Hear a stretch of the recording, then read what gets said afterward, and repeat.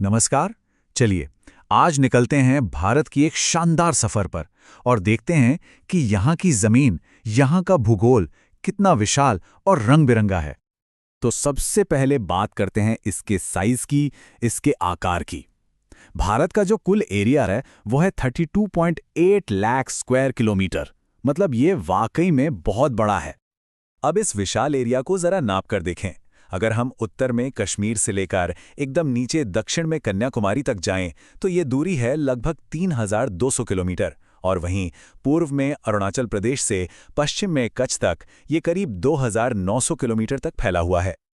तो इस इतने बड़े और कमाल के देश को समझने के लिए हमने अपनी इस यात्रा को इन 6 हिस्सों में बांटा है। एक एक करके सबको देखेंगे। तो चलिए सबसे पहले बात करते हैं भारत की कमाल की जियोग्राफिकल डाइवर्सिटी की। मतलब यहाँ की जमीन कितनी अलग अलग तरह की है। देखिए, ये जो डाइवर्सिटी है ना, ये सिर्फ कल्चर में नहीं है, ये तो यहाँ की जमीन में भी है। एक तरफ आसमान छूते पहाड़ हैं तो दूसरी तरफ फैला हुआ रेगिस्तान, और साथ में है हरे भरे उपजाऊ मैदान भी। चलिए अब आगे बढ़ते हैं और देखते हैं कि दुनिया के नक्शे पर भारत आखिर है कहाँ और इसकी लोकेशन में क्या खास बात है। तो देखिए, ज्योग्राफिकली भारत पूरी तरह से नॉर्दर्न हेमिस्फीयर यानी उत्तरी गोलार्ध में है।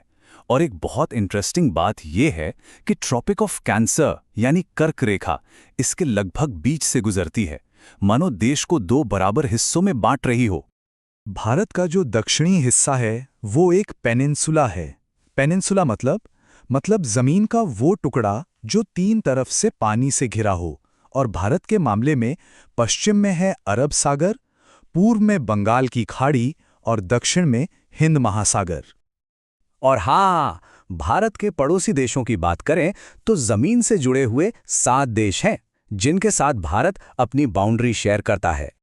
अब हमारी यात्रा का अगला पड़ाव है भारत की उत्तरी सीमा, एक ऐसी दीवार जो कुदरत ने बनाई है। और ये दुनिया की सबसे मजबूत और ऊंची पर्वत श्रृंखला है।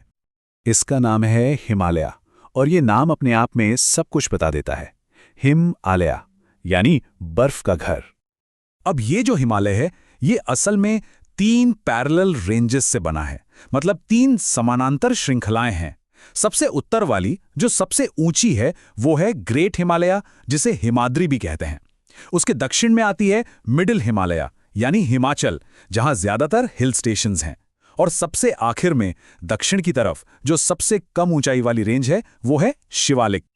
अच्छा, तो पहाड़ों से जैसे ही हम दक्षिण की ओर उतरते हैं, हमारे सामने खुल जाते हैं विशाल, सपाट और भारत के लिए बेहद जरूरी नॉर्दर्न इंडियन प्लेन्स यानी उत्तर भारत के मैदान।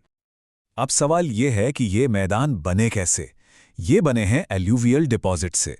आसान भाषा में कहें तो हिमालय से निकलने वाली बड़ी बड़ी नदियां जैसे कि इंडस, गंगा और ब्रह्मपुत्र अपने साथ बहुत बारीक और उपजाऊ मिट्टी बहा कर लाती हैं और यहां जमा कर देती हैं। और इसी जबरदस्त उपजाऊ मिट्टी की वजह से यहां खेती बाड़ी बहुत अच्छी होती है। और यही कारण है कि इस इलाके में इतनी घनी आबादी है। सच कहें तो ये भारत का दिल है। चलिए अब और दक्षिण की तरफ चलते हैं। अब हम पहुंच गए हैं भारत के प्राचीन और ऊंचे नीचे पठारी इलाके में, जिसे पेनिनसुलर प्लेटू कहते हैं। इस इलाके की कुछ खास बातें हैं। पहली तो ये कि इसका शेप एक ट्रायंगल जैसा है। दूसरी, इसकी जमीन काफी ऊबड़-खाबड़ है, जिसमें कई पहाड़ियां हैं। यहीं पर दुनिया की सबसे पुरानी पर्वत श्रृंखलाओं में से एक अरावली हिल्स भी है। और हाँ, ये इलाका मिनरल्स जैसे कोयला और आयरन ओर से भी भरा पड़ा है।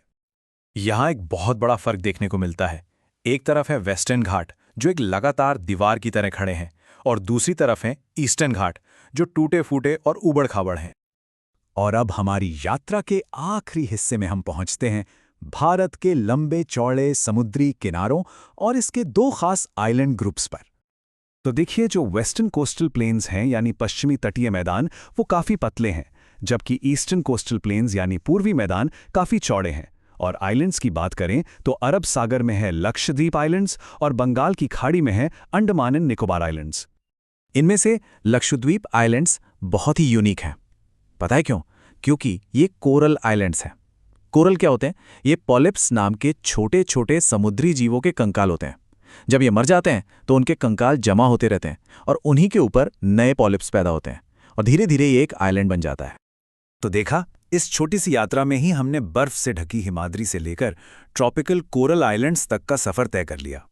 एक ही देश में लगभग हर तरह का लैंडफॉर्म मौजूद है। ये जो कमाल की डाइवर्सिटी है, ये अपने पीछे एक बड़ा सवाल छोड़ जाती है। एक ऐसी जमीन जहां बर्फ भी है, रेगिस्तान भी है, हरे भरे मैदान भी हैं और ट्रॉपिकल आइलैंड्स भी।